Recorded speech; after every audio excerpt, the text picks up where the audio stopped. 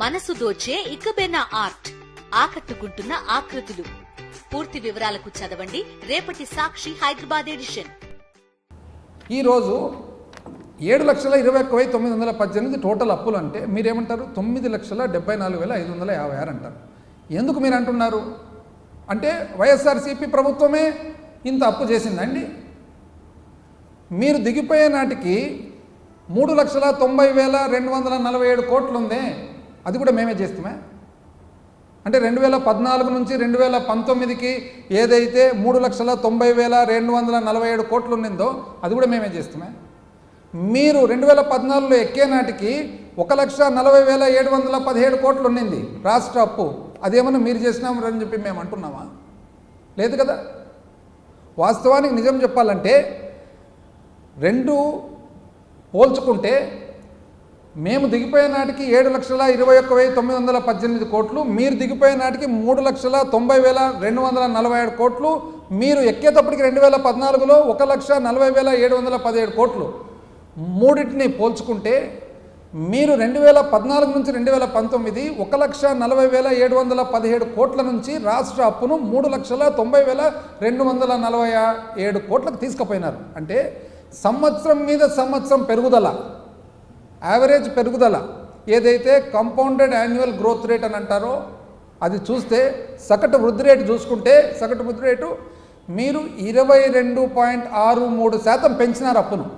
అంటే సంవత్సరం మీద సంవత్సరం 22.63% పెంచినారు. 3,90,247 కోట్ల నుంచి 7,21,918 కోట్లు మా పీరియడ్లో ఏదైతే పెరిగిందో సంవత్సరం మీద సంవత్సరం మేము పెంచినది 13.57% మాత్రమే. అంటే మీరు సంవత్సరం మీద సంవత్సరము 22.63% పెంచితే మేము సంవత్సరం మీద సంవత్సరము 13.57% మాత్రమే పెంచితే అంటే అర్థమేముందండి? ఇంచుమించు 10% మీరు దాదాపు పెంచి మాకంటే ఎక్కువ మీరు ఈరోజు రాష్ట్ర అప్పుల తిప్పుల అప్పులు ఏందేందో చెప్పింది. ఇది కాదని చెప్పండి. ఇప్పుడు నేను చెప్పిన లెక్కలు కాదని చెప్పండి. కాదని చెప్పేదానికి అవకాశం ఎట్లుందండి? మీరు సబ్మిట్ చేసినది కదా ఇది budget in brief Andhra Pradesh.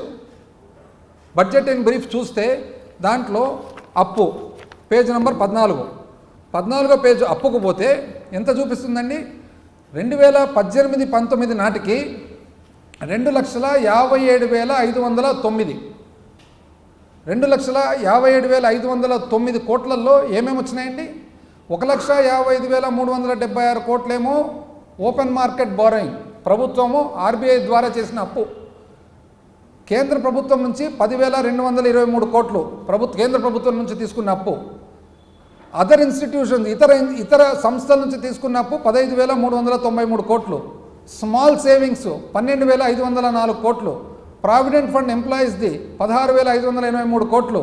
Deposits and reserves funds అంటే ఏవైతే జీపీఎఫ్లు, కోర్టులో కట్టిన డిపాజిట్లు, పెండింగ్ అమౌంట్స్ అవన్నీ కలిసి 47,429 కోట్లు. అంతా కలిపితే 2,57,509 కోట్లు. అంటే దీంట్లో ప్రావిడెంట్ ఫండ్ లేదండి, దీంట్లో పబ్లిక్ అకౌంట్ కాదండి. దీంట్లో పబ్లిక్ అకౌంట్ అంటే ఏమేమి వస్తాయి? Small savings, provident fund, deposits and reserve funds, ఈ మూడు కలిపితే పబ్లిక్ అకౌంట్ అవుతుంది.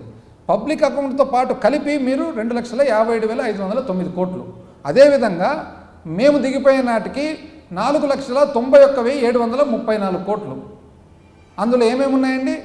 3,66,564 కోట్లు ఓపెన్ మార్కెట్ లోన్స్, కేంద్ర ప్రభుత్వం నుంచి తీసుకునేది 28,138 కోట్లు, అదర్ ఇన్స్టిట్యూషన్స్ నుంచి తీసుకునేది ఇతర సంస్థల నుంచి 19,858 కోట్లు, స్మాల్ సేవింగ్స్ 6,639.